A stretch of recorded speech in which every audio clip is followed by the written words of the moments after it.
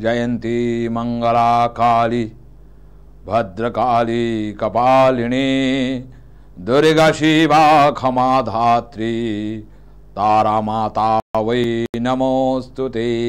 ओम जय जय मा तारा, जय गुरुमा। नमस्कार नमस्कार दर्शक बंधुरा, आबारो ठीक এই সময় এই মুহূর্তে ঠিক ৬টা বাজলেই সৌভাগ্যের পথপ্রদর্শক অনুষ্ঠান নিয়ে আমি জ্যোতিষশ্রী অনির্বাণ চক্রবর্তী প্রতিনিয়তই হাজির হই। সৌভাগ্যের পথপ্রদর্শক অনুষ্ঠানে এতদিন যাবৎ আমি যে যে তথ্য আপনাদের সামনে তুলে ধরেছি সেটা সঠিকভাবে আপনাদের যে সমস্যাগুলো, যেগুলো আপনারা হয়তো জানেন না, সেই সমস্যাগুলো যেরকম তুলে ধরেছি সেরকম আপনারা যে সমস্যায় চলছেন সেই সমস্যাগুলো আমি তুলে ধরেছি।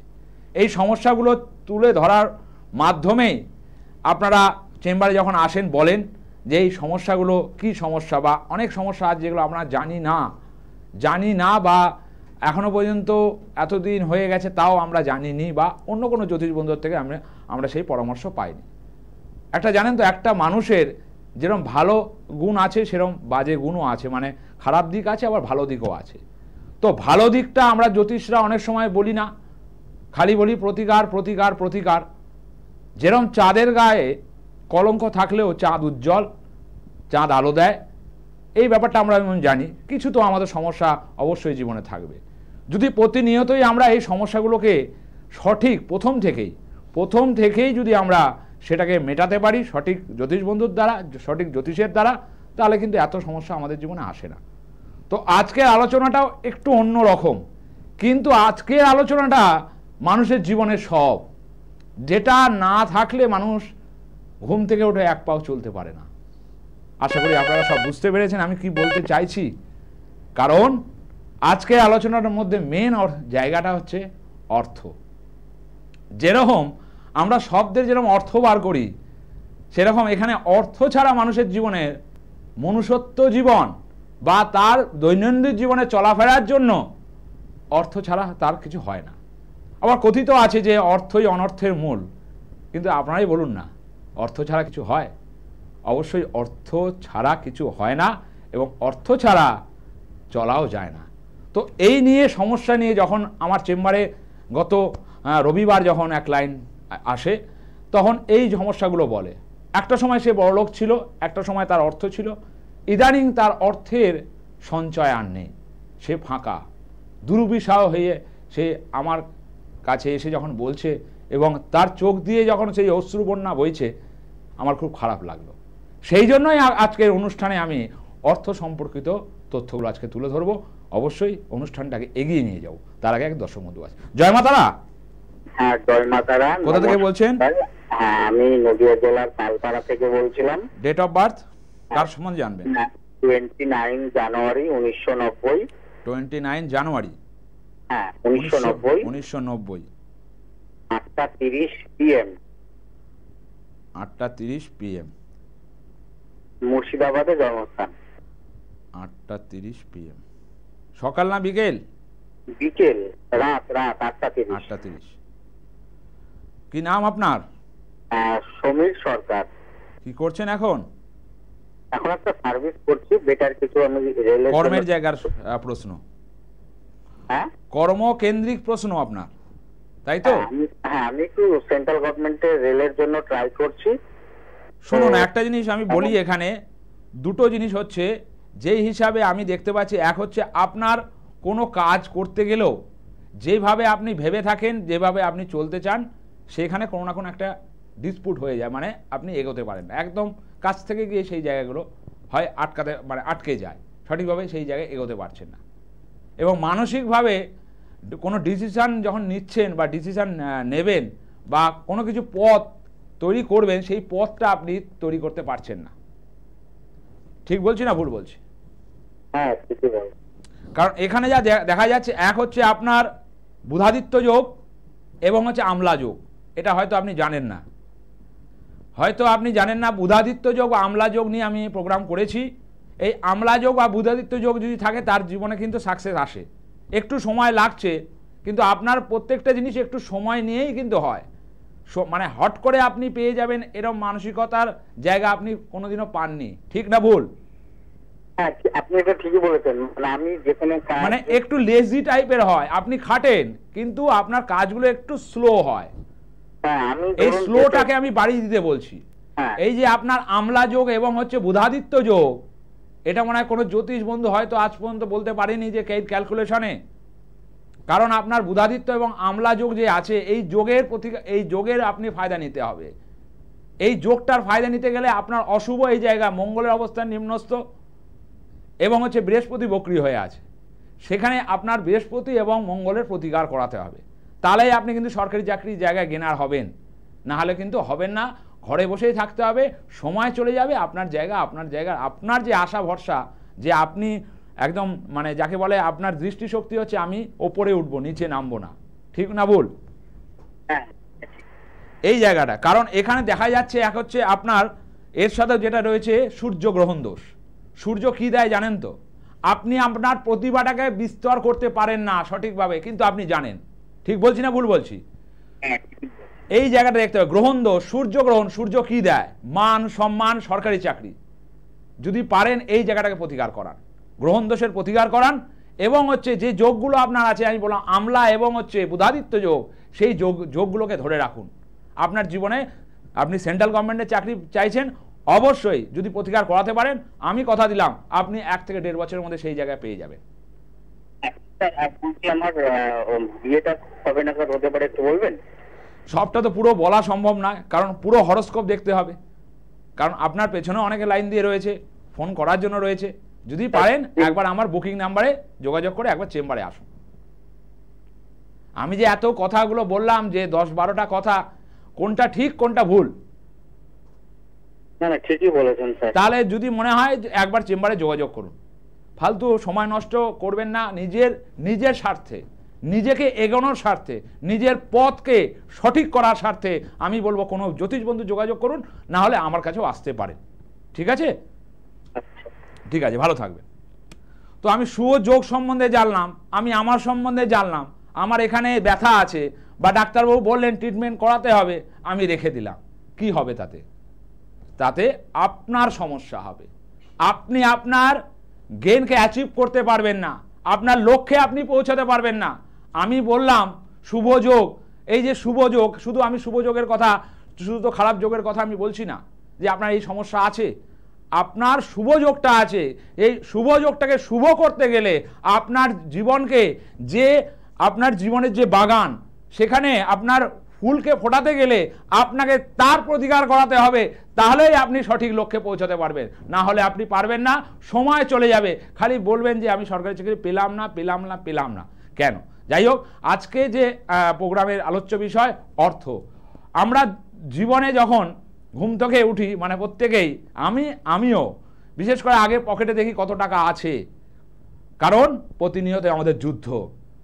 এই যে যুদ্ধের সংগ্রাম সমাজের সাথে, কোথাও কি কিনতে হবে, সংসারের চাহিদা, বাচ্চা কাচ্চাদের চাহিদা, অর্থ আমাদের কাছে কমে আসছে। কেন আসছে? বা আমরা জানছি না। আমরা রোজগার করছি কিন্তু ব্যয় হয়ে যাচ্ছে প্রচুর। এটা আপনাদের প্রশ্ন। কেন ব্যয় হচ্ছে? তার জন্য দেখতে হবে আপনার হরোস্কোপ, বা আপনার জীবনে অর্থ কোন সময় আসবে, কোন সময় আপনি কি অর্থবান হতে পারবেন, আপনি কি টাটা, বিড়লা বা হচ্ছে মিত্তালের মধ্যে হতে পারবেন, আপনার যদি সেই যোগগুলো থাকে।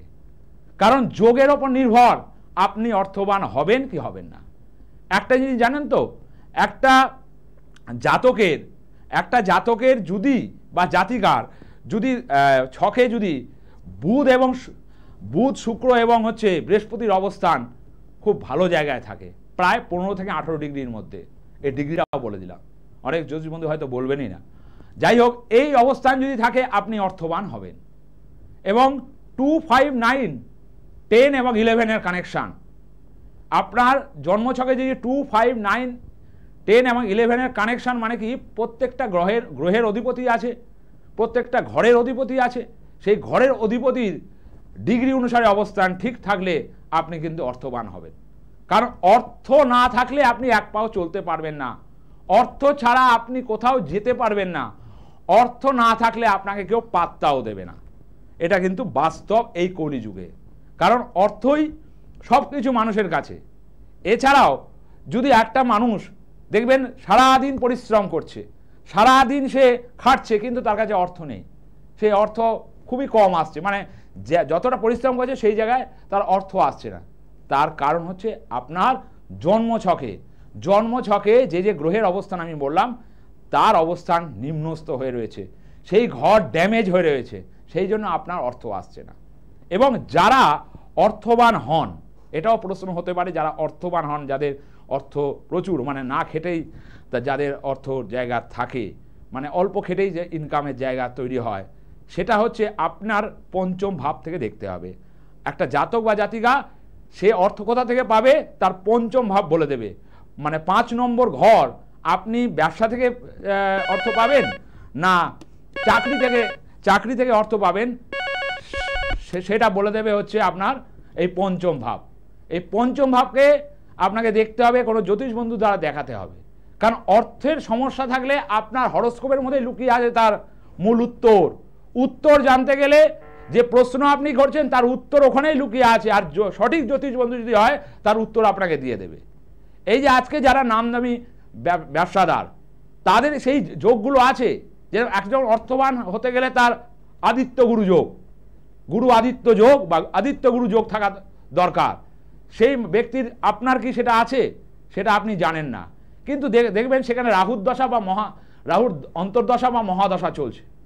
সেই অন্তর্দশা মহাদশা জন্য আপনার গুরু আদিত্য যোগের যে সুফল, যে অর্থ আপনি পাবেন, সেটাও পেয়েও আপনি পাচ্ছেন না, এগুলো জানতে হবে, সঠিক লোকের কাছে যেতে হবে। ঘরে বসে থেকে আপনি আপনার সমস্যার সমাধান কোনোদিনও করতে পারবেন না, সময় চলে যাবে, কারণ সময় কারোর জন্য ওয়েট করে না। অবশ্যই আলোচ্য বিষয়ে আরও কিছু কথা আছে, আসবো কি কি যোগ আছে আসবো অবশ্যই, তার আগে দর্শক বন্ধু আছে। জয় মা তারা। জয় মা তারা। কোথা থেকে বলছেন মা? হ্যাঁ, আমি বোলপুর থেকে বলছি। ডেট অফ বার্থ কার সম্বন্ধে জানবেন? আমি একটু আমার ভাইয়ের সম্পর্কে জানবো। ভাইয়ের সম্বন্ধে, আচ্ছা, ভাইয়ের ডেট অফ বার্থ? হ্যাঁ, ভাইয়ের নাম রাহুল চৌধুরী। ওর ডেট অফ বার্থ হচ্ছে 16 জুন 1990।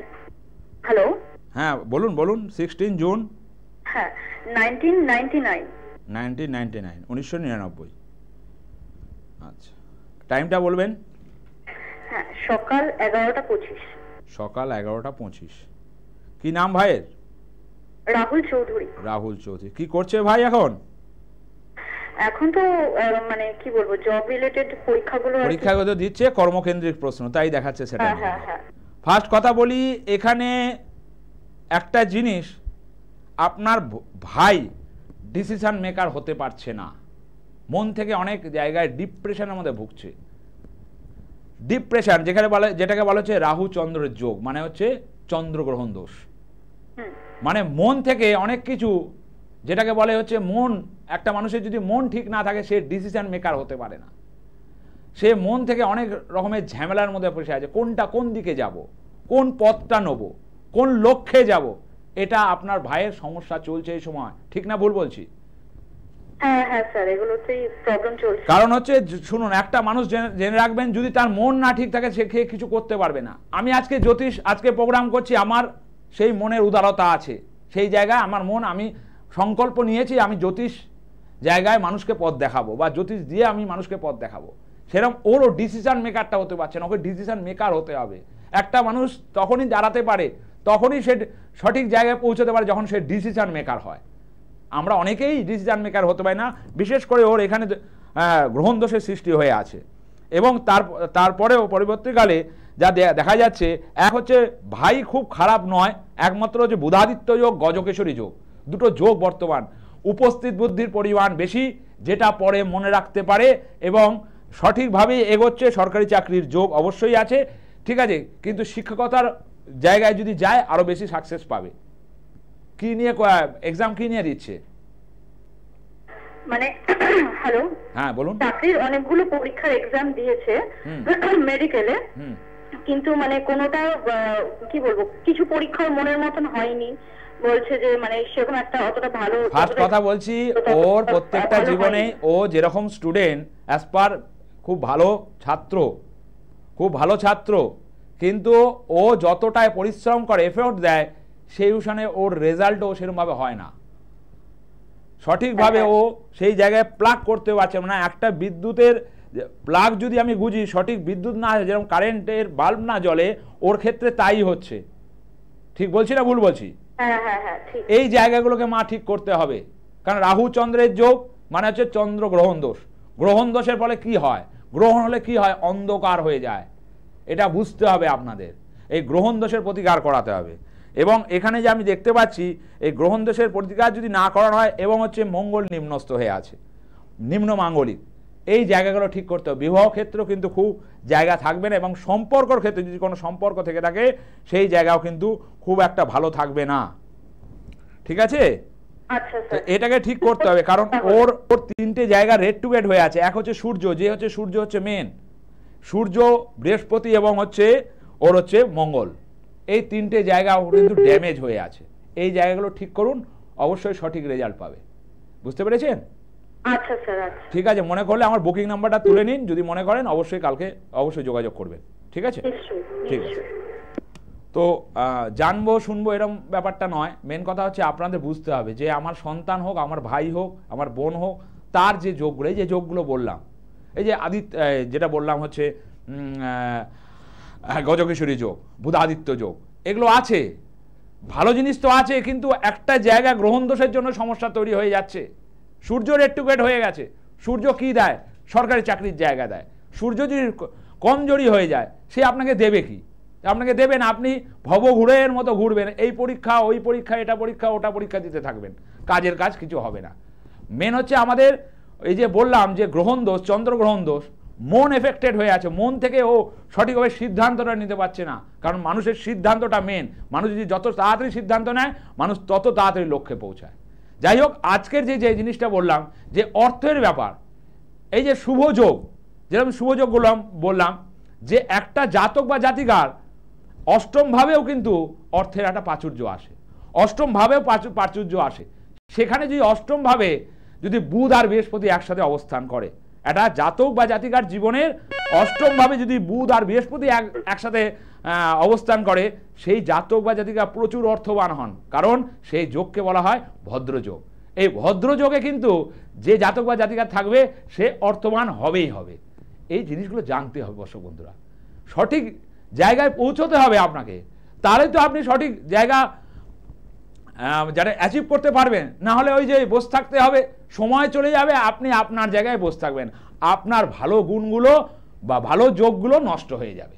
আমি এটার ওপরই বেশি গাড়ি আপনাদের বলি যে আপনারা ভালো জায়গাটা দেখুন, আপনার ভালো জায়গাটা দেখুন। আপনার শুধু খারাপ জায়গা নেই, ভালো জায়গাও আছে। যাই হোক, একজন আছে, অবশ্যই কথা বলো। জয় মাতারা।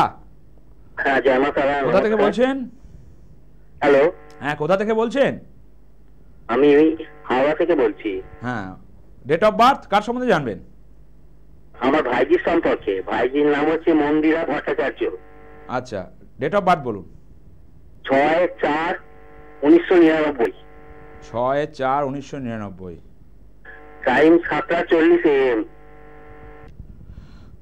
7:40 AM। নামটা আরেকবার বলবেন? মন্দিরা ভট্টাচার্য। মন্দিরা ভট্টাচার্য। কি করছে এখন? ও বিয়ের ব্যাপারটা কিছু করে না আর কি, বিয়ের ব্যাপারটা জানি। মানে কিছু পড়াশোনা তো অবশ্যই করেছে নাকি? হ্যাঁ, পড়াশোনা করেছে, জিজ্ঞেস করছি। ঠিক আছে, এমএ পাস করেছে। এমএ পাস করে। বাহ বাহ বাহ বাহ, ভালো। ফার্স্ট কথা, এখানে আমি যা দেখতে পাচ্ছি, এক হচ্ছে বিয়ের জায়গা যেটা বলছেন, লগ্নে শনি শুক্রের অবস্থান, বিয়ের জায়গা কিন্তু লেট হবে, এবং বিবাহ জায়গা কিন্তু ডিলে হবে, এবং সুপাত্র পাওয়ার ক্ষেত্রেও সমস্যা তৈরি হবে। কিন্তু আরেকটা জিনিস এখানে ফার্স্ট কথা আছে, আপনার ভাইজি হয় বললেন তো, ভাইজির জন্মছকের 1 2 3 4 5 6 7 8, 1 মিনিট একটু দেখে নি, 9 10 মাঙ্গলিকের অবস্থান আমি দেখতে পাচ্ছি। মাঙ্গলিকের অবস্থানের জন্য ওর বিয়ের ক্ষেত্র বা বিবাহ লাইফ, যেটা আপনার প্রশ্ন, সেই প্রশ্নেরই উত্তর হচ্ছে ওর বিবাহ লাইফ কিন্তু আদৌ ভালো হবে না। কারণ ওর সপ্তমে মঙ্গল, সপ্তমী মাঙ্গলিক যাকে বলে, এই সপ্তমে মঙ্গলের জন্য ওর প্রতি ক্ষেত্রেই ও যতটা খাটবে ততটা পরিমাণ ওর রেজাল্টের জায়গা সমস্যা দেবে, এবং চাকরি বাকরির ক্ষেত্রে ওর কিন্তু ও যতটা ধরুন ও অবশ্যই বুধাদিত্য যোগ রয়েছে, ওর বুধাদিত্য যোগ রয়েছে, মানে যাকে বলা হচ্ছে খুব ট্যালেন্টেড, মেধা সম্পন্ন, যোগ্যতা আছে, কিন্তু চাকরি বাকরির ক্ষেত্রেও কিন্তু খুব একটা ভালো জায়গা ওর আমি দেখতে পাচ্ছি না।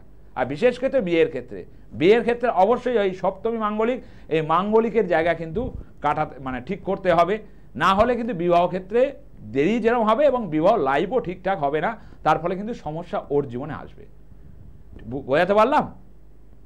7.5 আছে। 7.5? কেন আপনি আগে কারোর কাছে দেখিয়েছিলেন? না বলছি 7.5 আছে কি ওর? 1 মিনিট দেখে নিতে দিন আমাকে একবার।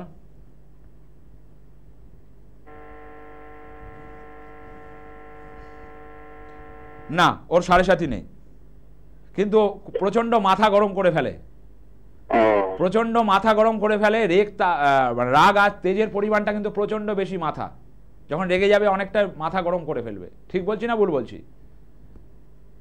খুব রাগ দেখতে পাই, চাপ আসা হবে যখন রেগে যাবে, খুব রাগ দেখতে পাবেন। আমি বলছি যখন রেগে যাবে, কারণ রাক্ষসগণ, ঠিক আছে, এখানেও একটা জায়গা আছে রাক্ষসগণের সাথে কিন্তু বিবাহ জায়গা দেখতে হবে। এগুলো অনেক দেখার ব্যাপার আছে দাদা, আপনি জেনে নিলেন। অবশ্যই কারো কাছ থেকে সেই জায়গাটার প্রতিকার করান এবং রাক্ষসগণ মিলিয়ে কিন্তু বিবাহ দেবেন, নাহলে রাক্ষসগণের সঙ্গে নরগণে দিলে আপনার ভাগ্নি বা ভাইজি যাই হোক না কেন তার কিন্তু শারীরিক সমস্যা এবং কিন্তু প্রাণেরও সমস্যা রয়েছে, এবং বিশেষ করে মাঙ্গলিক।